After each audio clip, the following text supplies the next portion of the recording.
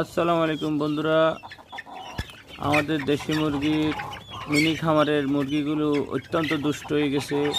দেখেন কীভাবে মারামারি করতেছে। ওরা যথেষ্ট বড় হয়েছে কয়দিনে। আপনাদেরকে তো তেমন কোনো আপডেট দেওয়া হয় নাই। দেখতে পাচ্ছেন অনেক বড় হয়েছে মাশাআল্লাহ দিলে।